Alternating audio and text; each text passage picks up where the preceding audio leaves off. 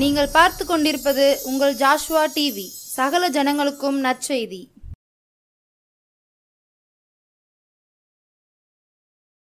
காணாமல் போன ஆடா இருந்தேனே ஏசையா, கண்ணோக்கி பார்த்தீரே, கவலைகளை மாற்றினீரே, மறக்கவில்லையே, மார்போடு அணைத்து கொண்டீரே, தேடி வந்தீரே, தீமைகளை அகற்றி விட்டீரே. Praise the Lord. ஆண்டவராகிய இயேசு கிறிஸ்துவின் இனிதான நாமத்தினாலே மறுபடியும் உங்களை சந்திப்பதில் மிகுந்த மகிழ்ச்சி. கர்த்தர் உங்களை ஆஸ்வதிப்பாராக. கடந்த நிகழ்ச்சி உங்களுக்கு மிகுந்த பிரயோஜனமாக இருந்திருக்கும் என்று நான் கர்த்தருக்குள்ளே நம்புகிறேன். இந்த நிகழ்ச்சியிலையும் தேவன் உங்களோடு கூட பேச ஆயத்தமாக இருக்கிறார். நீங்களும் சந்தோஷமாக அந்த நிகழ்ச்சியை பார்க்குறீங்க. உண்மையாகவே ஆண்டவர் உங்களோடு கூட இடைப்படுவாராக. ஆமென். சரி, வாசிப்போம். பிரசங்கி புஸ்தகம் அதனுடைய 10ஆம் அதிகாரம். பிரசங்கி 10ஆம் அதிகாரம் அதனுடைய 1ஆம் வசனத்தை நாம் வாசிக்க கேட்போம். செத்த ஈக்கள் தைலக்காரனுடைய பரிமள தைலத்தை நாரி கெட்டுப்போக பண்ணும் ஞானத்திலும் கனத்திலும் பேர் பெற்றவனை சொற்ப மதியினமும் அப்படியே செய்யும். கர்த்தருடைய நாமத்துக்கு மகிமை உண்டாகட்டும். நாம் வாசித்த அருமையான வேத பகுதியில் இப்படியாய் சொல்லப்பட்டிருக்கிறது. ஞானத்திலும் கனத்திலும் பேர் பெற்றவனை சொற்ப மதியினம் அப்படியே செய்யும். நல்லா கவனிக்கணும். இன்னைக்கு நாம் சிந்திக்க போகிற காரியம் என்னன்னா, சொற்ப மதியினம் அப்படிங்கிறத இன்னைக்கு நாம் சிந்திக்க போகிறோம். சொற்ப மதியினம் அப்படின்னா என்ன? மதியினம் தெரியும், ஆனால் சொற்ப மதியினம்னா என்ன அப்படிங்கிறத நாம் சிந்திக்க வேண்டியது அவசியமாக இருக்கிறது. இன்னைக்கு பெரும்பாலும் நம்முடைய வாழ்க்கையில் இருக்கிற மதியினத்தை நாம் காண்பதே இல்லை. நாம் சரியாக இருக்கிறோம், நாம் எல்லா காரியத்தையும் ஒழுங்காக செய்கிறோம் அப்படிங்கிற ஒரு நிலைப்பாடு தான் நம்முடைய வாழ்க்கையில் பெரும்பாலும் இருக்கிறது. சில நேரங்களில் நாம் ஆலோசனைக்கு செவி கொடுக்கறதில்லை. சில நேரங்களில் நம்முடைய தவறுகளை உணர்வதில்லை. நம்முடைய வாழ்க்கையில் காணப்படுகிற சொற்ப மதியினங்களை நாம் கவனிக்கிறதே இல்லை. ஆகவே இன்றைக்கு நாம் கேட்க போகிற இந்த செய்தி உங்கள் வாழ்க்கையில் உண்மையாகவே ஒரு பெரிய மாற்றத்தை உண்டு பண்ணும். மதியினம் அப்படின்னு சொன்னால், நமக்கு தெரிந்த ஒரு காரியத்தில் தவறுகிறது, அறிந்த ஒரு காரியத்தில் அஜாக்கிரதையாக இருக்கிறது, பார்த்துக்கிடலாம், மேற்கொண்டரலாம், முன்னேறி வந்துடலாம், வெளியில் வந்துடலாம் அப்படிங்கிற ஒரு எண்ணம் மதியினத்தினுடைய அடையாளமாக இருக்கிறது. அன்பானவர்களே, இந்த வார்த்தையை கேட்குற நீங்கள் ஒருவேளை மதியினத்தினால் விழுந்து போனவர்களாக இருப்பீங்கன்னா, அதுவும் சொற்ப மதியினத்தில் விழுந்து போனவர்களாக இருப்பீங்கன்னா, உங்கள் வாழ்க்கையில் ஒரு மாற்றம் வரணும்னு சொல்லி கர்த்தர் பேசுகிறார். இந்த சொற்ப மதியினத்தை வேதம் நமக்கு அழகாக காட்டி கொடுக்கிறது. ஒரு 3 காரியங்களை உங்களுக்கு நான் காட்டி கொடுத்து அதில் உங்களுக்கு ஒரு மாற்றம் வருவதற்கு, சொற்ப மதியினம் நம்முடைய வாழ்க்கையில் இருக்கக்கூடாது அப்படிங்கிற விஷயத்தை நீங்கள் புரிந்து செயல்பட வேண்டும் என்று கர்த்தர் விரும்புகிறார். முதலாவதாக ஆதியாம புஸ்தகம் அதனுடைய ஸ்தோத்திரம் 13ஆம் அதிகாரத்தை எடுத்துக்கொள்வோம். ஆதியாகமம் 13ஆம் அதிகாரத்தின் 11, 12, 13 வாசிக்கும் போது சொல்லப்பட்டிருக்கிறது. அப்பொழுது லோத்து யோர்தானுக்கு அருகான சமபூமி முழுவதையும் தெரிந்து கொண்டு கிழக்கே பிரயாணப்பட்டு போனான். இப்படி அவர்கள் ஒருவரை ஒருவர் விட்டு பிரிந்தார்கள். நல்லா கவனிக்கணும். ஆபிரகாமும் லோத்து ஒரே இடத்துல இருக்கிறாங்க. ஆபிரகாமுடைய மந்தை மேய்ப்பருக்கும் லோத்துடைய மந்தை மேய்ப்பர்களுக்கும் வாக்குவாதம் உண்டாகி ஒரே இடத்துல குடியிருப்பது நலமில்லாத காரியம் என்று உணர்ந்து அவர்கள் ஒருவரை ஒருவர் விலகி செல்லக்கூடிய ஒரு சூழல் உண்டானது. அந்த நேரத்தில் அருமையான லோத்து 10ஆம் வசனத்தில் சொல்லப்பட்டிருக்கிறது. அப்பொழுது லோத்து தன் கண்களை ஏறெடுத்து பார்த்து யோர்தான் நதிக்கு அருகான சமபூமி முழுவதையும் நீர்வளம் பொருந்தியதாக இருக்கிறதை கண்டான். கர்த்தர் சோதமையும் கோமராவையும் அழிக்கும் முன்னே சோவாருக்கு போகும் வழி மட்டும் அது தேவனுடைய தோட்டத்தை போலவும் எகிப்து தேசத்தை போலவும் இருந்தது. இந்த லோத்துக்குள்ளே வந்த சொற்ப மதீனம் என்ன? ஆபிரகாமோடு இருக்கிற வரைக்கும் ஆபிரகாம் தேவனுக்கு பிரியமான அனுபவத்தில் அவன் எப்படி வாழ்ந்தானோ அதை போல லோத்துடைய வாழ்க்கையும் அமைந்தது. இப்போ பிரியக்கூடிய ஒரு சூழ்நிலையில் நல்லா கவனிக்கணும். இந்த அருமையான லோத்துக்கு ஒரு அற்ப மதியினம், சொற்ப மதியினம் அவனுக்குள்ள வருது. பிரிந்து போகும்போது தன் கண்களை ஏறெடுத்து பார்க்குறான். நீர்வளம் பொருந்தியதாக இருக்கிற இடத்தை சூஸ் பண்ணுறான் முதல்ல. ரெண்டாவது, அது எப்படி தெரியுது அவனுக்கு? கர்த்தருடைய தோட்டத்தை போல தான். போல அப்படிங்கிறது என்ன? இருக்கிற விஷயம் அல்ல, இருக்கிறது மாதிரி. அப்படின்னா இருக்கிறது இல்லை. இன்னைக்கு நம்ம அப்படி தான் நம்முடைய வாழ்க்கையில் மதியினத்தில் விழுந்து போகிறோம். கர்த்தர் நல்லவர், ஆண்டவருடைய நாமம் மகிமைப்படட்டும். நீர்வளம் பொருந்தியதுன்னு பார்க்குறான். கர்த்தருடைய தோட்டத்தை போலவும் எகிப்து தேசத்தை போலவும் இருந்தது. எகிப்து தேசம் அன்றைக்கு ஒரு வளம் பொருந்தின ஒரு இடமா இருந்தது, சகல வளங்களும் இருந்தது. அப்படிப்பட்ட ஒரு நிலைமையில் அந்த இடத்த பார்க்குறான், சூஸ் பண்ணுறான், அங்கே போயிடுவோம் அப்படின்ட்டு. நல்லா கவனிக்கணும். இவன் போன இடம் எப்படிப்பட்ட இடம்? 13ஆம் வசனம் சொல்லுது, சோதோம் ஜனங்கள் பொல்லாதவர்களும் கர்த்தருக்கு முன்பாக மகா பாவிகளுமாய் இருந்தார்கள். பாவிகளாய் இருக்கிற இடம் அங்க பயங்கர பகட்டா இருக்கு. பாவிகள் குடியிருக்கிற இடம் பகட்டாவும் இருக்கிறது, பிரபலியமாகவும் இருக்கிறது.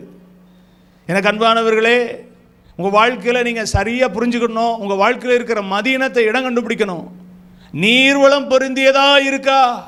எனக்கு எல்லா வசதியும் உள்ளதா இருக்கிறதா? எல்லா சௌரியமும் எனக்கு இருக்கா? கர்த்தருடைய தோட்டத்தை போல இருக்கா? எகிப்து தேசத்தை போல இருக்கா? இப்படிலாம் நாம் இமேஜின் பண்ணி ஒன்றை செலக்ட் பண்ணோம்னா அங்கே என்ன இருக்கும் அப்படின்னா, அங்கே சொல்லப்பட்டிருக்கிறது, அந்த ஜனங்கள் கர்த்தருக்கு முன்பாக பாவிகளுமாய் இருந்தார்கள். பாவம் நிறைஞ்சிருக்கு அந்த தேசத்தில், அக்கிரமம் நிறைஞ்சிருக்கு, அசுத்தம் நிறைஞ்சிருக்கு, தேவனுக்கு முன்பாக பொல்லாப்பான காரியம் நிரம்பி இருக்கிறது. அங்கே நிரம்பி இருப்பதினால் அந்த தேசம் மற்ற நபர்களை கவர்ந்திழுக்கக்கூடிய தேசமாக இருக்கிறது. உங்கள் வாழ்க்கையில் நீங்கள் கவர்ந்து இழுக்கப்படுவீர்களானால் அங்கே ஒரு பிரச்சனை இருக்குது அப்படிங்கிறத நீங்கள் புரிஞ்சுக்கிட்டு விலகணும். நீங்கள் விலகாமல் இருப்பீங்கன்னா உங்கள் வாழ்க்கையில் நீங்கள் சொற்ப மதியினத்துக்கு விழுந்து போவீங்க. சொற்ப மதியினத்தில் விழுந்து நீங்கள் நஷ்டப்பட வேண்டிய விஷயம் வரும். அழிவுக்கு நேராக நீங்கள் ஒரு வேளை தள்ளப்படலாம்.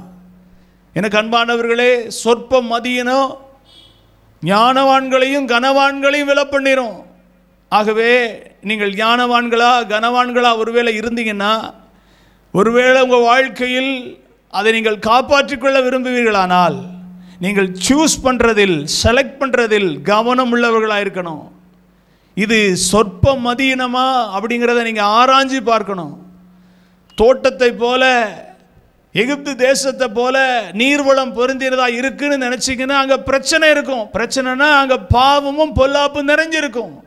இந்த லோத்து இதை செலக்ட் பண்ணனால என்ன நடந்துச்சு? இந்த மதியினம் அவனை எங்கே கொண்டு போய் தள்ளிருச்சு? நீங்கள் கீழே வாசித்து பார்த்தீங்கன்னா, ஸ்தோத்திரம், ஆதியாகமம் 19ஆம் அதிகாரத்தின் 21 அதனுடைய 22, 23 வாசிப்பீங்க. அங்கே சொல்லப்பட்டிருக்கிறது, அதற்கு அவர், நீ கேட்டுக்கொண்ட ஊரை நான் கவிழ்த்து போடாதபடிக்கு இந்த விஷயத்திலும் உனக்கு அனுக்கிரகம் பண்ணினேன். தீவிரமாய் அங்கே ஓடி தப்பித்துக்கொள். நீ அங்கே போய் சேரு மட்டும் நான் ஒன்றும் செய்யக்கூடாது என்றார். ஆகையால் அந்த ஊர் சோவார் எனப்பட்டது. நல்லா கவனிக்கணும். இந்த வசனம் எதை குறிக்குதுன்னா, அந்த சோதோம் குமாரா பட்டணத்தை கர்த்தர் அழிக்கும்படி வருகிறார். தேவ தூதர்கள் அங்கே வருகிறார்கள். ஆபிரகாமுடைய கூட இருந்த லோத்துவை ஆண்டவர் வெளியே கொண்டு வருவதற்கு பல காரியங்களை செஞ்சு வெளியே கொண்டு வராரு. அவனை மலைக்கு போக சொல்கிறாரு. அவன் மலைக்கு போகலை. அப்போவும் மதியம் அவனுக்குள்ளே என்ன பண்ணுது?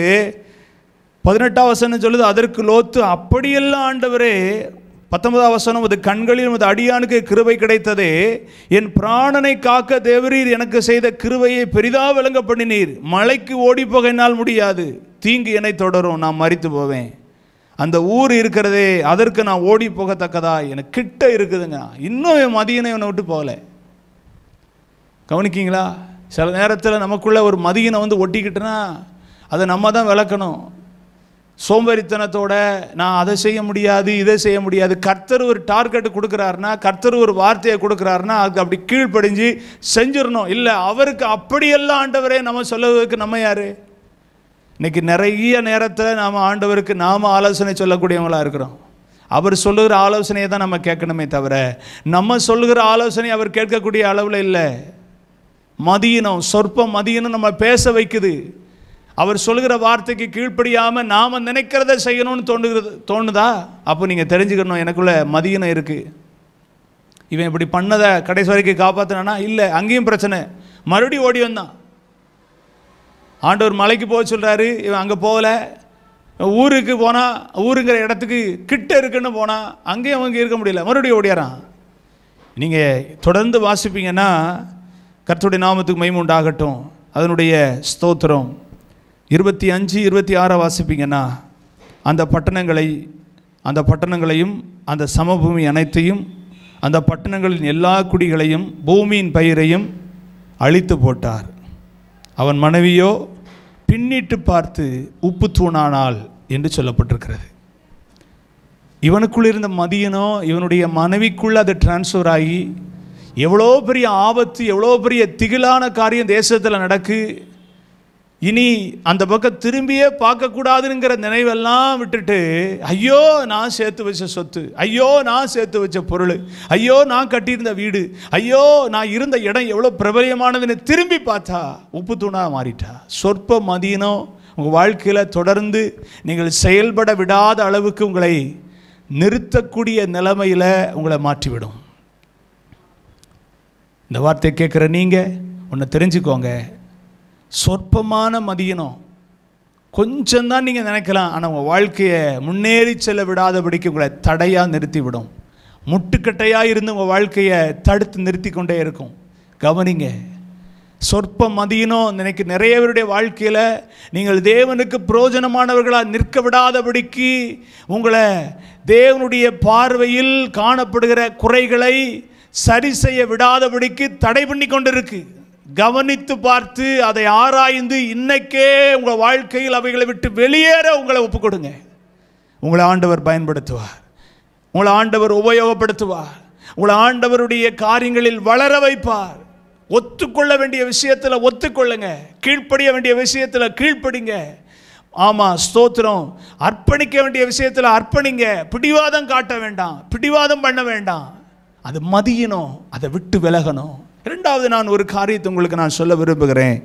ஸ்தோத்திரம். 1 சாமுவேல் புஸ்தகம் 18ஆம் அதிகாரத்தை திருப்பிக் கொள்வீங்கன்னா 1 சாமுவேல் 18ஆம் அதிகாரம் அதனுடைய ஸ்தோத்திரம் 6ஆம் வசனத்திலிருந்து வாசிப்பீங்கன்னா, தாவீது பெலிஸ்தனை கொன்று திரும்பி வந்த பின்பு ஜனங்கள் திரும்ப வரும்போது ஸ்திரீகள் இஸ்ரவேலின் சகல பட்டணங்களிலும் இருந்து ஆடல் பாடலுடன் புறப்பட்டு மேளங்களோடும் கீத வாக்கியங்களோடும் சந்தோஷமாய் ராஜாவாகிய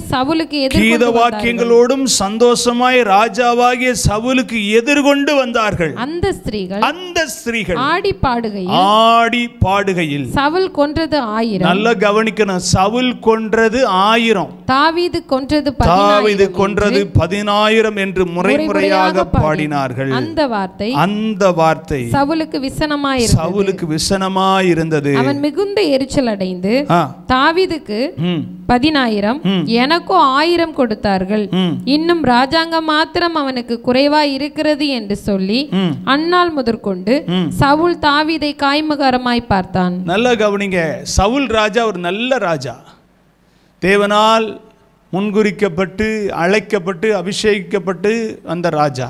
ஆனால் என்ன நடந்துச்சு அப்படின்னா, அவனுக்குள்ள ஒரு சொற்ப மதியனம் உள்ள புகுந்துச்சு. அது எப்போ உள்ள புகுந்துச்சு? தாவீது கோலியாத்தை முறியடித்து வரும்போது ஸ்திரீகள் அவனுக்கு எதிர்கொண்டு வரும்போது ஒரு பாட்டை பாடிட்டாங்க. என்ன பாட்டை பாடிட்டாங்க? சவுல் கொன்றது 1000 தான், தாவீது கொன்றது 10,000 என்று பாடிவிட்டாங்க. அவங்க ஏதோ ஒரு உற்சாகத்தில் பாடிட்டாங்க. ஆனால் அதை சாதாரணமாக எடுத்துக்கொள்ள வேண்டிய ஒரு சவுல் அதை காய்மகாரமாய் அதை வேறு விதமான சிந்தனையோடு பார்க்க ஆரம்பித்தான். இன்றைக்கி நல்ல ஒன்று புரிஞ்சுக்கணும், நமக்கு கொடுக்கப்படுகிற பொறுப்பு, நமக்கு கொடுக்கப்படுகிற முக்கியத்துவங்கள், நமக்கு கொடுக்கப்படுகிற ஸ்தானங்கள் எல்லாம் தேவனால் உண்டானது. நம்ம உண்டாக்குனதல்ல, தேவனால் உண்டானது. அதில் என்ன நடந்தாலும் அதை நம்ம என்ன செய்யணும்னா மனப்பூர்வமாக ஏற்றுக்கொள்ளணும். சிலருடைய வாழ்க்கை அந்த ஸ்தானத்திற்கு, அந்த தலைமைக்கு, அந்த முக்கியத்துவத்துக்கு வர்றதுக்கு வரைக்கும் அவருடைய வாழ்க்கை நார்மலாக இருக்குது.